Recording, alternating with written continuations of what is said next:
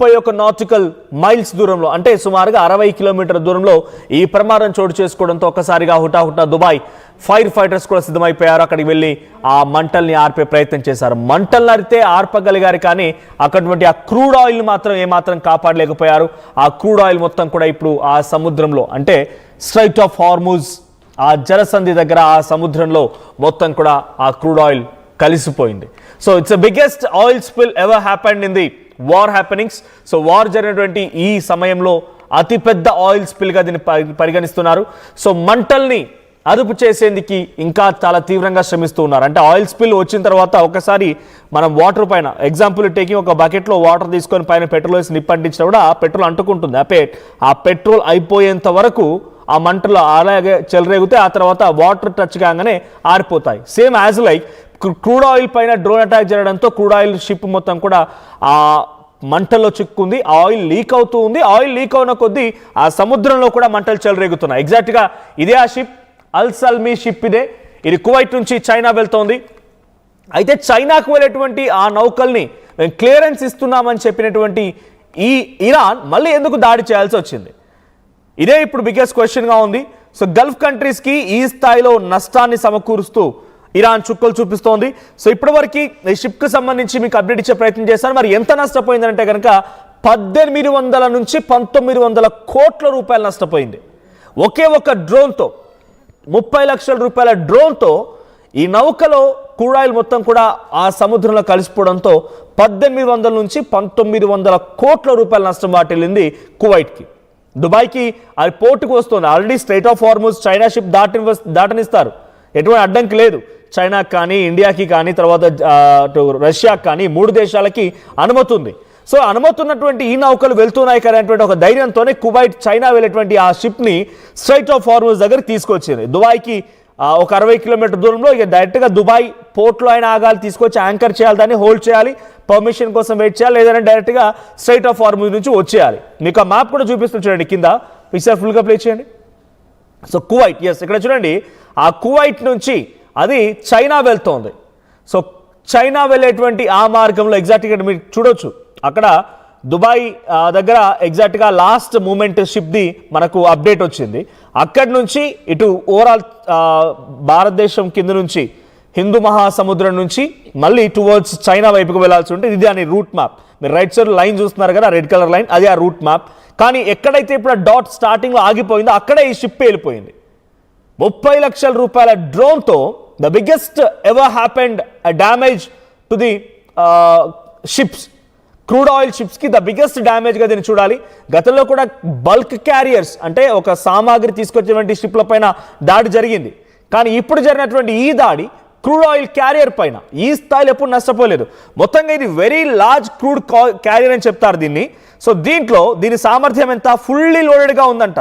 ఇది ఫుల్లీ లోడెడ్గా ఉంది. దీని సామర్థ్యం వచ్చేసి సుమారుగా 32 కోట్ల లీటర్ల క్రూడ్ ఆయిల్ ఉంది. 32 కోట్ల లీటర్లు. సో 32 కోట్ల లీటర్ అంటే అర్థం చేసుకోండి ఏ స్థాయిలో దీని సామర్థ్యం అనేది. సో అంతటి స్థాయి సామర్థ్యం అటువంటి ఈ నౌక సుమారుగా 1800 నుంచి 1900 కోట్ల రూపాయల విలువ చేసినటువంటి నౌక ఇది. ఒక్కసారిగా ఈ డ్రోన్తో అటాక్ చేయడంతో ఆ ఆయిల్ మొత్తం కూడా ఆ సముద్రంలో కలిసిపోయింది. ఈ సముద్రంలో కలిసిపోయిన ఆయిల్ అంతా కూడా ఇప్పుడు మండుతోంది. ఆ మంటలు ఆరిపోయినకి చాలా తీవ్రంగా ప్రయత్నం చేస్తున్నారు. ఎంత దూరం వరకు పాకుతుందో తెలియదు ఆయిల్ అంతా కూడా.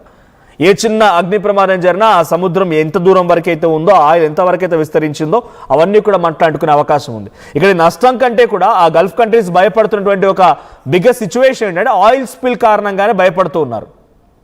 ఆయిల్ స్పిల్ కారణంగా అక్కడ ఈ మిగిలినటువంటి నౌకలకు ఏదైనా ప్రమాదం జరగవచ్చు, ఇంకేదైనా ప్రమాదం వాటిలో అవకాశం ఉంది.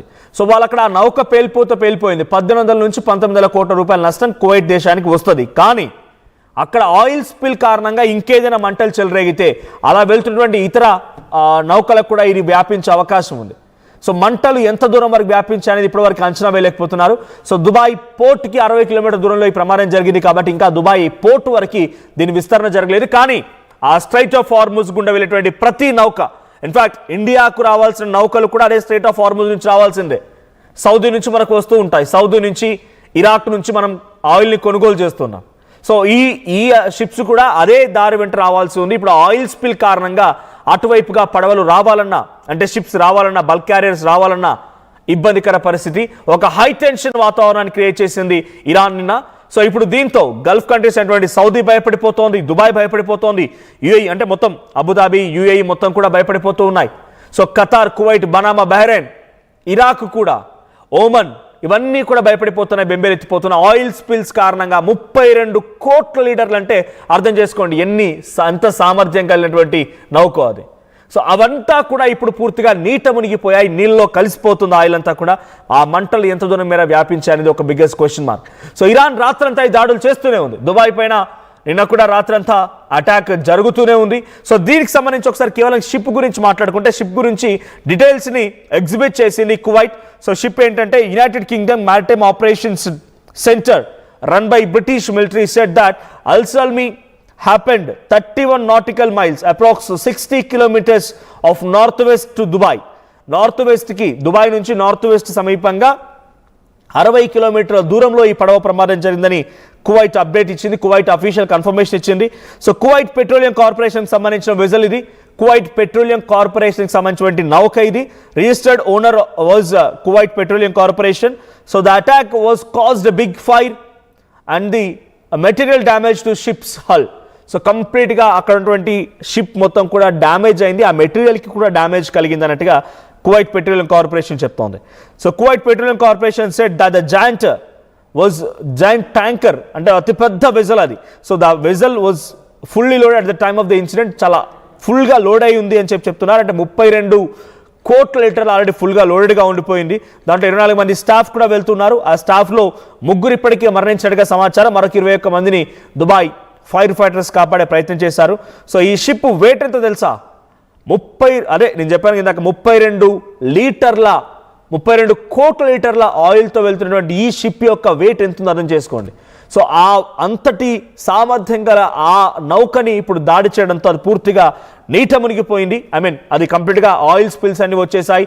సో పడవ కొద్దిగా ఆల్రెడీ వన్స్ ఒక్కసారి దానికి ఫైర్ స్టార్ట్ అయిందనంటే మెల్లిమెల్లిగా అది మునిగిపోతుందా లేదంటే దాన్ని ఏదో రకంగా బయట తీసే ప్రయత్నం చేయాలి. సో ఫైర్ ఫైటర్స్ సిద్ధంగా ఉన్నారు అక్కడ. అది కొంతగా మునిగిపోతున్నట్టు కూడా కువైట్ అఫీషియల్ ఇన్ఫర్మేషన్ ద్వారా వస్తోంది. So very large crude carrier was the second largest category. So కువైట్లో ఉన్నటువంటి అతిపెద్ద రెండవ నౌక ఇది. సో ఈ నౌక ఒక్కసారిగా కుప్పకూలిపోవడంతో కొంత ఆందోళన వ్యక్తమవుతోంది. ఒకసారి ఆ విజువల్స్ మనం చూస్తున్నాం, అదే ఆ భారీ నౌక ఎంత పెద్ద సామర్థ్యం గల నౌక అర్థమవుతోంది. సో ఇది ఇప్పుడు కుప్పకూలిపోవడంతో కువైట్ తిరిగి రాని ఒక నష్టాన్ని చవి చూడాల్సి వచ్చింది. అతిపెద్ద భారీ నౌకని కుప్పకూలిపోవడం చిన్న విషయమే కాదు. So Dubai fire fighters extinguish blaze on Kuwait oil tanker. Dubai media offices says emergency response teams was trying to extinguish the fire.